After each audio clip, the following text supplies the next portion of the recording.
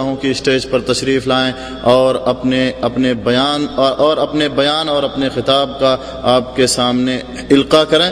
اور جانتے ہیں جیسا کہ ان کا آج کا خاص موضوع ہے یا آج کے پروگرام کا خاص عنوان اور موضوع اور ٹاپک ہے بدعت اور اس کی ترویج و اشاعت کے اسباب اور امت پر اس کے برے اثرات یا اس کی امت کے اندر تباہ کاریاں۔ اس موضوع پر آپ کے سامنے خطاب عام فرمائیں گے۔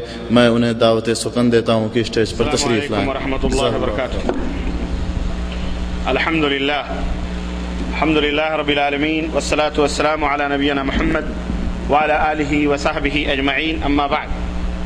ایذا پہنچائے گا یا نبی کی مخالفت کرے گا، رسول کی مخالفت کرے گا اور مومنین کے راستوں کو چھوڑ کر کوئی اور راستہ اور طریقہ اختیار کرے گا، ہم اسے اسی راہ کی طرف لوٹا دیں گے اور اسی راہ سے اسے جہنم میں ڈال دیں گے۔ وساعت مصیرہ، اور جہنم کتنا ہی برا ٹھکانہ ہے۔ میرے عزیزوں، میرے دوستوں اور بھائیوں، اللہ تبارک و تعالیٰ نے اس دنیا کے اندر خیر اور شر کو پیدا فرمایا ہے۔ خیر اور شر یعنی اچھائی اور برائی، یہ دونوں چیزیں اللہ تبارک و تعالیٰ کی پیدا کی ہوئی ہیں۔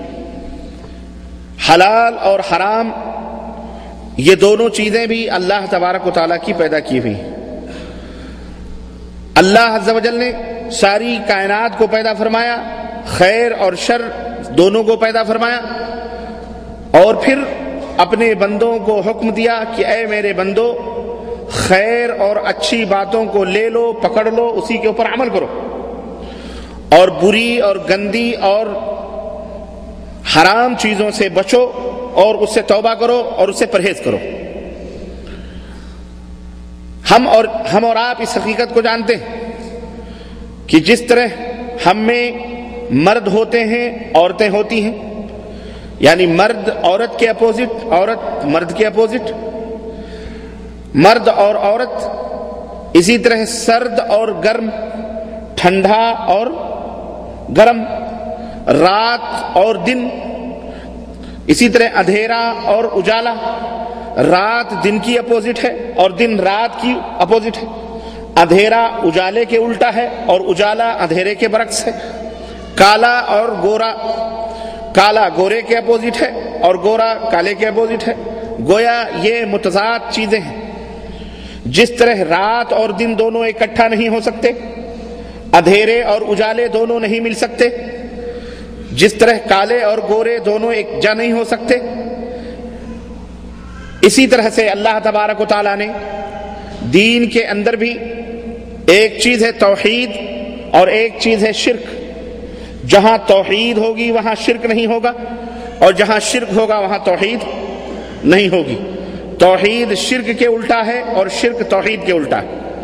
میں نہایت ہی سادے انداز میں اور بالکل عام مثالوں کے ذریعے آپ کو سنت اور بدعت کی حقیقت سمجھانا چاہ رہا ہوں۔ مجھے اس لمبی تمہید کے لیے معاف کریں تاکہ عام سے عام شخص، خاص سے خاص آدمی بھی اس حقیقت کو سمجھ جائے، اور یہی اس لیکچر، اس تقریر اور اس جلسے اور اس اجلاس عام کا مقصد ہے کہ آپ اچھی طرح سے اچھی چیزوں کو اور بری چیزوں کو سمجھ جائیں، ہم کامیاب ہیں۔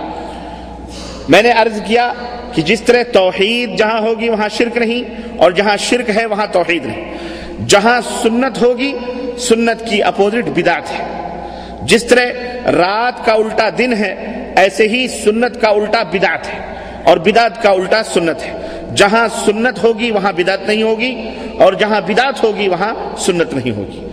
اس سے ایک چیز اور آپ کی سمجھ میں آ گئی ہوگی، یہ بات کہ پھر سنت گویا کی بدعت کے بالکل مختلف ہے۔ آپ کو بدعت کا معنی اور مطلب بھی سمجھ میں آ گیا ہوگا کہ سنت تو اس طریقے اور اس راستے کو کہتے ہیں جو پیغمبر اسلام، ہمارے اور آپ کے آخری نبی حضرت محمد الرسول اللہ صلی اللہ علیہ وسلم کے قول یعنی زبان مبارک سے، یا آپ کے اعضائے مبارکہ سے، یا صحابہ کرام کے عمل سے اور نبی کریم صلی اللہ علیہ وسلم کی خاموشی سے جو چیز ثابت ہو اسے سنت کہا جاتا ہے۔ نبی علیہ الصلوۃ والسلام کا چلنا پھرنا سنت، نبی علیہ الصلوۃ والسلام کا بولنا سنت، نبی علیہ الصلوۃ والسلام کے سامنے کسی صحابی نے کوئی عمل کیا، آپ نے سنا یا دیکھا اور سکوت اور خاموشی اختیار فرمائی، یہ بھی سنت ہے۔ اور یہی وہ سنتیں ہیں، انہی کو سنت کی جمع سنن، طریقے، جیسے طریقے کی جمع طریقہ کی جمع طریقے، انہی کو سنن کہا جاتا ہے۔ ہم تمام مسلمانوں کو اللہ تبارک و تعالیٰ نے، تمام ایمان والوں کو اس بات کا مکلف بنایا ہے اور اس بات کا حکم دیا ہے کہ یا ایھا الذین آمنوا، اے وہ لوگوں جو ایمان لائے ہو، اطیعوا اللہ، اللہ کی اطاعت کرو، واطیعوا الرسول، اور رسول کی اطاعت کرو، یعنی رسول کی سنتوں کی پیروی کرو، ولا تبطلوا اعمالکم، اور اپنے اعمال کو برباد نہ کرو۔ مطلب یعنی اللہ اور اس کے رسول جس بات کا تمہیں حکم دے اس کو تم اپناؤ، یہی قابل قبول ہے، یہی اللہ تبارک و تعالیٰ کے ہاں پسندیدہ ہے، اور اسی کی قیمت اللہ تبارک و تعالیٰ تمہیں جنت الفردوس کی شکل میں عطا فرمائے گا، جس کی طرف نبی برحق حضرت محمد الرسول اللہ صلی اللہ علیہ وسلم نے صحیح بخاری کی اس روایت میں اشارہ فرمایا کہ کل امتی يدخلون الجنہ الا من ابا، میری امت کا ہر آدمی مرد ہو یا عورت جنت میں داخل ہوگا سوائے اس کے جو انکار کرے جنت میں جانے سے۔ قیل ومن ابا، کہا گیا کہ کون جنت میں جانے سے انکار کرے گا؟